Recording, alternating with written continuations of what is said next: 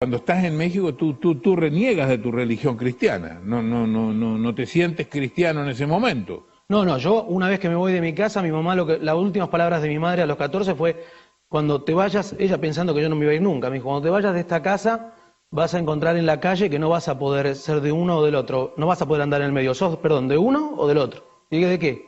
¿O de Dios o del diablo? Y yo le dije, yo me voy con el diablo.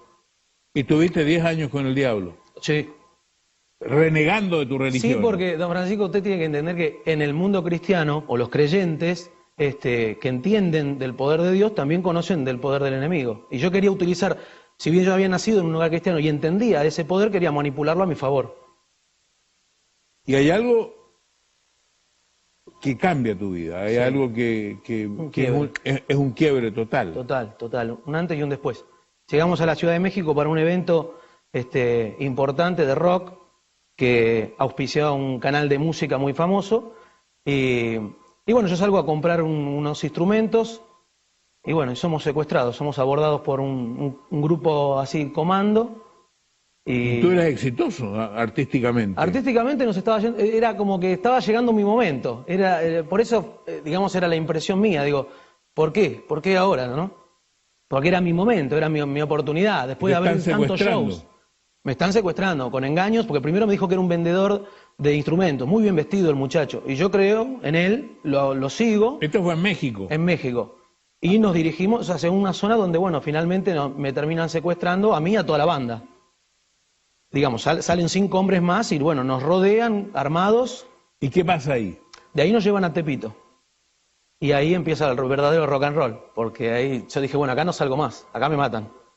Y empiezan a hablar, querer negociar con la compañía discográfica por plata, y van pasando las horas y yo voy viendo que esto se termina. Y ahí, recién ahí, es donde yo me acuerdo de mi mamá, de su fe, de sus oraciones. En un momento te ponen una pistola en la cabeza. ¿Qué pasa en ese momento? Bueno, él ya no puede negociar más y me apunta. Yo estoy todo tatuado, entonces él se sentía todo el tiempo como que físicamente yo lo agredía. No sé por qué, pero no había conexión con él. El resto de la banda no los provocaba tanto, pero a mí es como que el castigo era todo el tiempo conmigo. Entonces me apunta a la cara y me dice, ¿crees en Dios? Y yo digo, pero adentro mío pensé, ¿por qué a mí? Porque no le pregunta a todo el resto de mis músicos que son ateos, ¿por qué a mí? Yo, que escondí todo mi pasado, nadie sabía que yo había nacido en un hogar cristiano, y encima yo era el más salvaje de todos dentro del ambiente del rock. Y entonces no sabía qué responder, y de adentro del estómago me sale decirle sí. Y cuando le dije que sí, me dio miedo haberle dicho que sí, que creía. Y me tapé la cara y dije, bueno, acá me voy.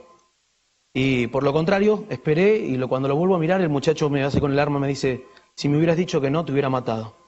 Se guardó el arma y salió de la habitación. Empezó a discutir con el resto de los secuestradores. Y ahí yo siento un cambio en mí, físico. Empecé del frío y del terror que sentía, empecé a sentir un calor y no entendía, y dije, Dios está acá conmigo. ¿Por qué? No entendía por qué. Y era muy fuerte. De hecho, pasaron un montón de otras cosas más. Cuando nos están liberando, otra banda de secuestradores y narcotraficantes entran al barrio y nos quieren matar, y estos mismos hombres que nos estaban secuestrando nos defienden. Una locura total. No paraba la odisea, pero adentro mío había algo muy fuerte, un calor, una energía que era totalmente, no la había vivido en mi vida. Si bien había nacido en un hogar cristiano, me había bautizado, nunca lo había sentido. Y empecé a recordar todo eso. Pero la pregunta era, ¿por qué a mí? Si yo hice todo mal y me gustó, ¿por qué a mí? Porque hay gente que hace las cosas malas y dice, no, yo hacía cosas malas y ahora me siento mal. No, a mí me gustaba, yo hacía cosas malas y me gustaba. O sea, lo que supuestamente para la religión y para la fe eran malas, a mí me gustaba. Entonces yo le decía eso a Dios. Mientras corría por esos pasillos le decía, ¿por qué a mí?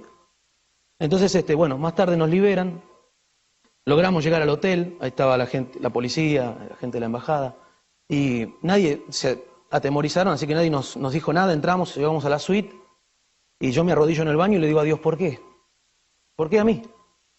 Y entra mi manager y me dice, mira, tenemos que bajar, hay que hacer la denuncia, la gente de la policía. Le digo, no voy a hacer ninguna denuncia. Me dice, mira, acá hay 25 shows, no sé cómo te vas a arreglar.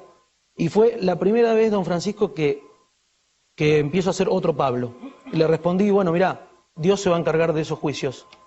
Ellos empezaron a reír de mí, bueno, ahí nos separamos como banda.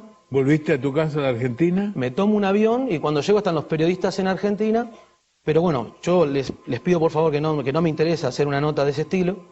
empiezo a caminar por el aeropuerto de Ezeiza, que es enorme, lleno de gente, una multitud de gente, y en esto veo, en la puerta la veo a mi mamá. Y cuando la veo a mi mamá, yo dije, ¿qué hace esta mujer acá? Me la dejé. Los últimos gritos de mi mamá en mi casa fueron,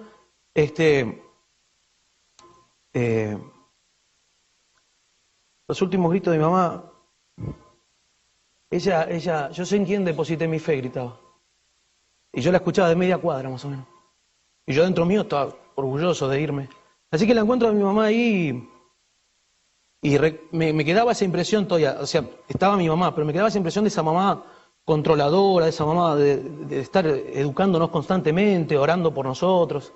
Se dedicó a nosotros, a mí y a mi hermana. Entonces, cuando la veo, no me salió a decirle, te quiero, mamá, ¿qué haces? ¿Cómo andás? No. Me salió a decirle, ¿por qué a mí? Lo que me venía preguntando hacía horas atrás del secuestro. Y ella me abraza y me dice, porque yo oré por vos por más de 15 años y Dios hoy a la noche respondió mi oración. Y ahí la abracé. ¿Y eso fue hace cuántos años atrás? 9. 9 años. ¿Tu vida cambió? ¿Te casaste? Sí. ¿Tienes hijos? Tengo hijos. ¿Te has dedicado a la música cristiana? Sí. La verdad que Dios me regaló una vida de nuevo. Y yo me aferré a esa oportunidad. Si bien mi pasado me perseguía al principio, porque no es fácil.